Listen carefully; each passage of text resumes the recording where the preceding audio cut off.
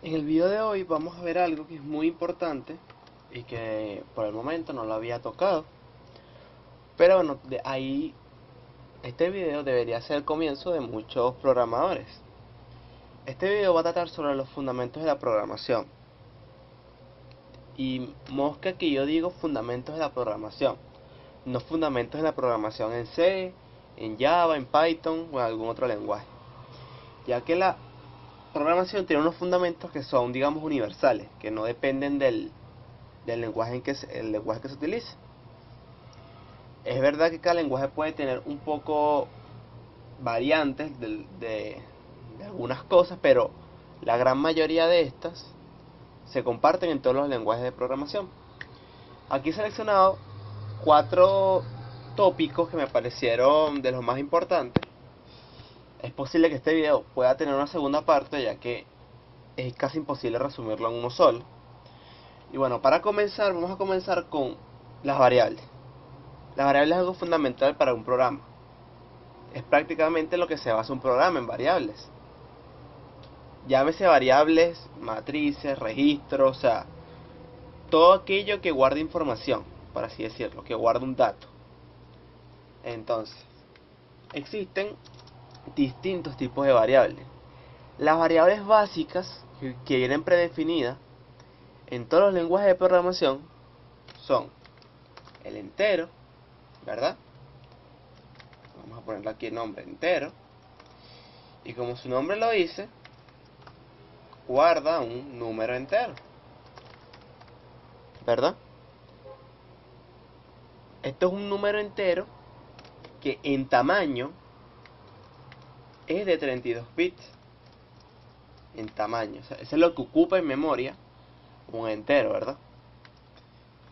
También tenemos otra variable que se llama boolean, ¿verdad? Se llama boolean, o bool en este caso, una variable booleana.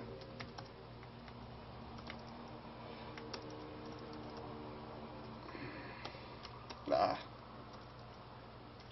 vamos a ponerla así, booleana. Es decir, que guarda un número, guarda una variable cuyo dato solamente tiene dos estados, por así decirlo. O sea, podemos ponerlo aquí, que guarda verdadero o guarda falso. Es una variable que solamente puede contener un verdadero o un falso. Más nada, ¿verdad? También existe una variable llamada char, que podemos llamarla también una carácter, que como su nombre le indica también, guarda un carácter, como su nombre. Llámese carácter A, una D, un asterisco, una E mayúscula, cualquier carácter, pero uno solo, uno solo. Además, tenemos otro tipo de números que se llaman float o decimales, por así decirlo, que lo que hace es guardar un número con su parte decimal, por así decirlo. La diferencia entre el entero y el float es que, por ejemplo, si yo tengo 2,5 y yo quiero guardar todo el número, o sea, es decir, el 2,5, tengo que guardarlo en un float, porque si lo guardo en un entero, el entero lo que hace es quitar la parte decimal, ¿verdad? Y este también tiene un tamaño de 32 bits. Ya van a ver por qué en esas dos variables le estoy poniendo el tamaño aparte. Porque también aquí, en las variables enteras, existen una variable más, bueno, incluso hasta dos variables más. Pero la que más se usa, además del int, es un long, que podemos decir que es un entero más largo o más grande. Es decir, que puede guardar un número mayor. Porque claro, tú no puedes guardar cualquier número entero en un entero, porque o sea, si el número es muy grande, va a necesitar más memoria, ¿verdad? Entonces, si va a necesitar más memoria, aquí esto es 64. Entonces utilizas un long, es decir, que es un entero igual, que guarda un entero, solamente que tiene el doble de capacidad. Puede guardar números más grandes. O sea, con grandes me refiero a muy grandes. O sea, un entero puede guardar números muy grandes, pero obviamente tiene un límite. Y por debajo está lo que se conoce como short, o podemos decirlo entero corto, por así decirlo, corto o pequeño, que como su nombre lo dice, es una variable que guarda un entero de menor tamaño, o sea, es como el que guarda menor cantidad, porque es de 16 bits nada más. Solamente puede guardar números de 16 bits. Entonces ustedes me dirán, ajá, pero ¿cuál es la diferencia? Que en todo caso ustedes me pueden decir, bueno, simplemente lo guardo en el más grande y así me aseguro de que el programa, de que el número siempre va a caber, ¿verdad? Y sí, es verdad, si ustedes lo guardan siempre en el más grande, es decir, en un long, se van a asegurar de que siempre el número sea, la variable sea lo suficientemente grande para que entre el número. Pero ¿qué pasa? Que un programa no tiene que ser lo más óptimo y eficiente posible. Entonces, si uno sabe que lo que el usuario va a guardar es una edad, que es un número, que no va a llegar ni siquiera a 100, uno lo guarda en un short, ¿verdad? Porque es suficiente para guardar un número de esas dimensiones, porque es un número pequeño. Y si nosotros estamos usando muchas variables de ese tipo, o nuestro programa tiene muchas variables, seleccionar correctamente la variable que nosotros necesitemos nos va a ahorrar memoria en el programa. Y un programa que utilice menos memoria es más eficiente en este caso, porque está haciendo lo mismo con menos memoria, ¿verdad? Y así, eso es lo que o sea, para cada caso se le da a utilizar una de estas variables. Si el número va a ser, no sé, 100.000, 10.000, bueno, utilizas un int, pues, y te aseguras que va a caber. Y si los números son muy grandes, se utiliza un long. Y en el decimal pasa algo similar. Hay una variable que se llama double, que bueno, podemos decirlo que es como doble, que es el doble de o sea, tiene el doble de capacidad que una variable float, y cuyo tamaño, que también guarda un número decimal más grande que el float, ya que este es 64 bits. O sea, tiene capacidad para guardar un número de 64 bits. Entonces, si el número que yo voy a guardar es 2,5, bueno, con un float voy más que sobrado. Pero si es un número muy grande, o sea, en serio, son números muy grandes, no es que sea 30, ni 100, ni 200, no. Eso cabe en un float. Si son números muy grandes, millones, trillones, se guardan en un double, ¿verdad? Y esa es más o menos la diferencia que tienen todos estos números. Que hay unos que son únicos, como pueden ver, el char y el carácter, o sea, el char y el bool solamente tienen uno.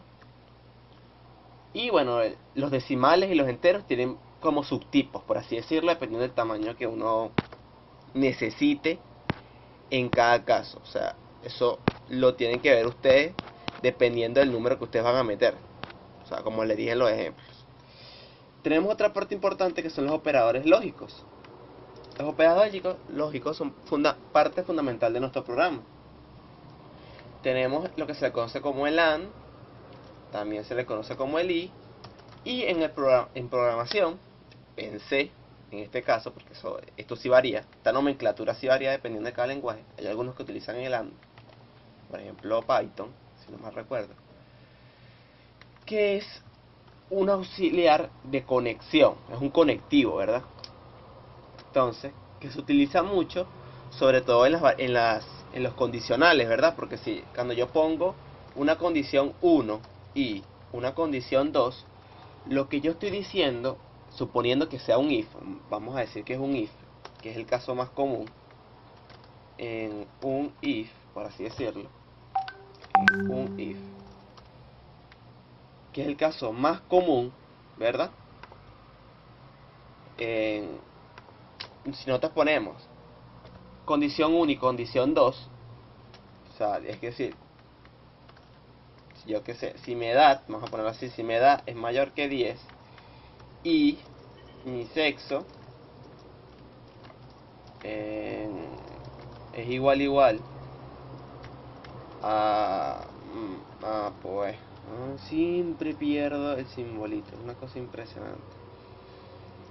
Bueno, pongámosle C, sin las comillas simples, ¿verdad?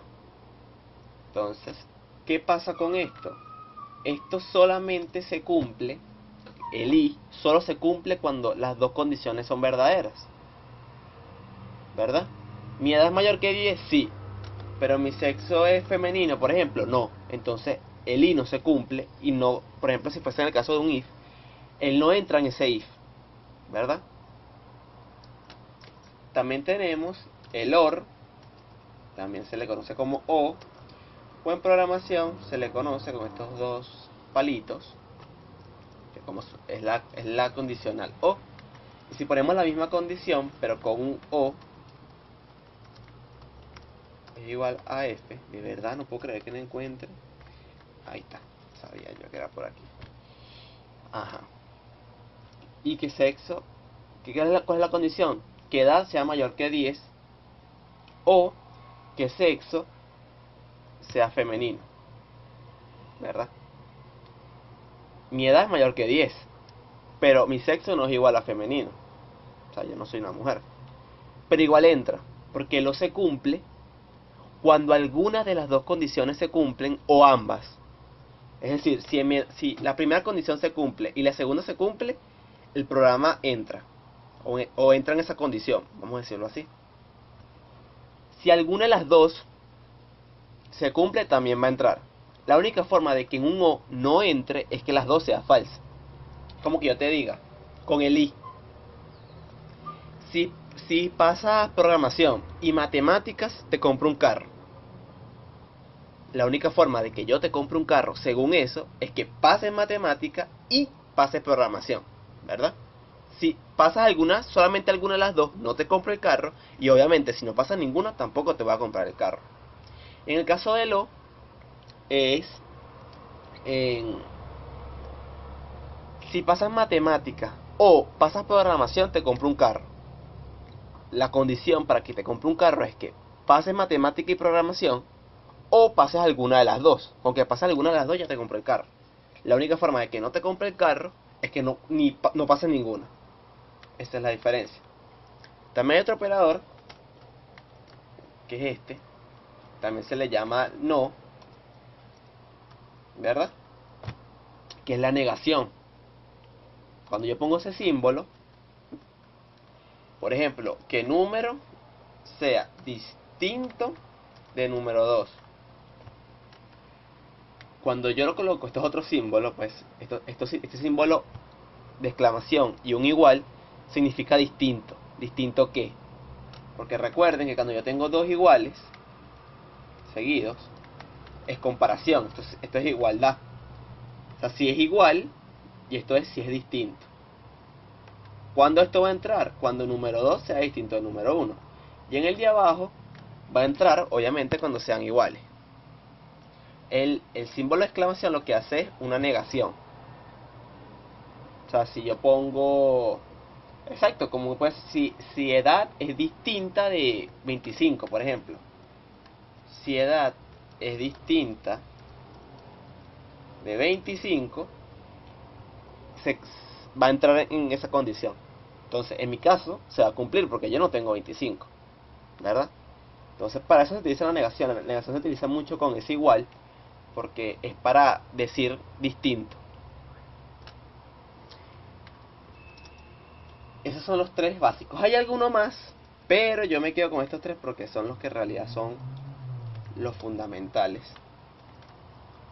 Bueno, las expresiones aritméticas, bueno, creo que esta es la más sencilla de todas porque gran parte de ellas, ¿verdad?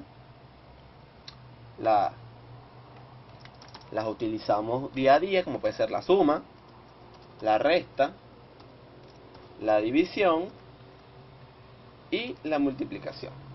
Esas son las tres operaciones básicas que hay. En programación también hay una que se le llama residuo, que es el residuo de una división. Si yo divido dos entre 2, ¿verdad? Esto es 1, el cociente es 1, pero el mod es igual a 0. Y lo que me da el programa es igual a 0, pues. Entonces, esos son los operadores básicos de la programación, pues, como tal. El más, el menos, la división, el por y el mod. Porque como les digo, el mod, en este caso, si estoy dividiendo 2 entre 2, el mod es igual a 0. Porque el residuo de esa división es igual a 0. Y el mod lo que te da es el residuo de la división. Es claro que hay librerías que te permiten usar muchas más cosas, pero nativamente los lenguajes te permiten usar esto. ¿Ok? Y por último, tenemos lo que se llaman los operadores relacionales. Entonces, bueno, ¿qué son? Mayor que y menor que. Funciona igual de cómo funcionan las matemáticas. Mayor igual, ¿verdad? O menor igual, también funciona igual. O sea, si algo es mayor que algo, si un número es mayor que este o es menor que este, o mayor igual y menor que igual. O sea, se utiliza mucho cuando estamos usando números. Cuando tenemos los dos paréntesis es comparación. Es decir, si esto, por ejemplo, si D es igual a F.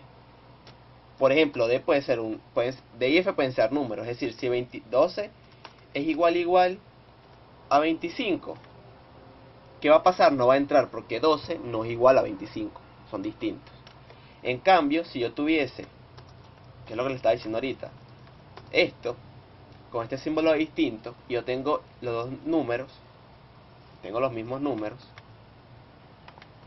tengo, distinto aquí, esta sí es verdad y va a entrar en la condición, suponiendo que sea un if, como les digo.